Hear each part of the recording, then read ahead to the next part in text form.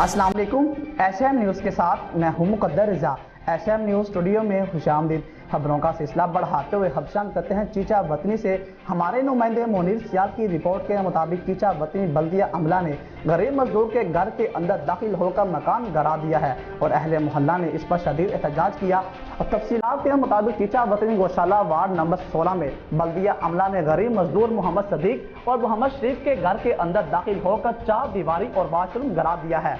मोहम्मद सदीक ने एशएम न्यूज़ के नुमाइंदों से गुफ्तगू करते हुए कहा कि ये जगह हम 3 भाइयों की मलकियत है कि जिसके तमाम रजिस्ट्री के कागजात हमारे पास मौजूद हैं।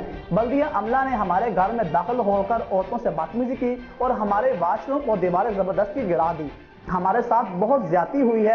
मेरी वज़ीर आला पंजाब और डिप्टी कमिश्नर साहिवाल से अपील है कि हमें इंसाफ फराहम दिया जाए। इसके अलावा अहले मोहल्ला ने बल्दिया के अमला के खिलाफ शदीद एहतजाज किया और आला हकाम से इंसाफ की अपील की है। सर ਮੁਹੰਮਦ ਬੂਟਾ ਮੇਰਾ ਨਾਮ ਆ, ਗਊਸ਼ਾਲਾ 16 ਵਾਰਡ ਦਾ ਰਹਿਸ਼ੀ ਆ। ਇਹ ਸਾਡੀ ਜਿਹੜੀ ਆ ਜ਼ਿਆਤੀ ਵਿਰਾਸਤ ਆ। 40 ਸਾਲ ਤੋਂ ਮੇਨ ਤੇ ਗੇਟ ਲੱਗਾ ਹੋਇਆ, ਬਸ ਜ਼ਿਆਤੀ ਵਿਰਾਸਤ ਦੇ ਵਿੱਚ ਜ਼ਿਆਤੀ ਤਿੰਨਾਂ ਘਰਾਂ ਦੇ ਮੁਸ਼ਤਰਕਾ ਸਾਡੇ ਵਾਸ਼ਰੂਮ ਸੀ। ਕੱਲ ਬਲਦੀਆ ਵਾਲੇ ਆਏ ਆ, ਉਹਨਾਂ ਨੇ ਗੁੰਡਾਗਰਦੀ ਕੀਤੀ ਆ, ਔਰਤਾਂ ਨਾਲ ਬਦਤਮੀਜ਼ੀ ਕੀਤੀ ਆ।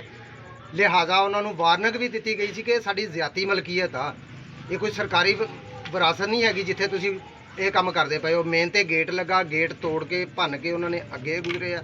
ਉਹਨਾਂ ਨੇ ਤੋੜ ਭੰਨ ਕੀਤੀ ਆ, ਰੋਕਣ ਦੇ ਬਾਵਜੂਦ ਉਹਨਾਂ ਨੇ ਕਿਹਾ ਸਾਨੂੰ ਉੱਪਰੋਂ ਆਰਡਰ ਹੈਗਾ ਵਾ। ਇਸ ਵਜ੍ਹਾ ਤੋਂ ਉਹਨਾਂ ਨੇ ਢਾਟ ਭਈਆ ਕੀਤਾ ਵਾ ਤੇ ਸਾਡੇ ਨਾਲ ਬਹੁਤ ਜ਼ਿਆਦਾ ਜ਼ਿਆਦਤੀ ਹੋਈ ਆ। ਬਾਰ-ਬਾਰ ਸਾਨੂੰ ਪਰੇਸ਼ਾਨ ਕਰਦੇ ਪਏ ਆ। ਲਿਹਾਜ਼ਾ ਸਾਡੀ ਵਜ਼ੀਰੇ ਆਲਾ ਤਿੱਕਰ, ਵਜ਼ੀਰੇ ਆਜ਼ਮ ਤਿੱਕਰ, deputy commissioner Sahiwal, CEO, DPO ਤਿੱਕਰ ਅਪੀਲ ਆ ਕਿ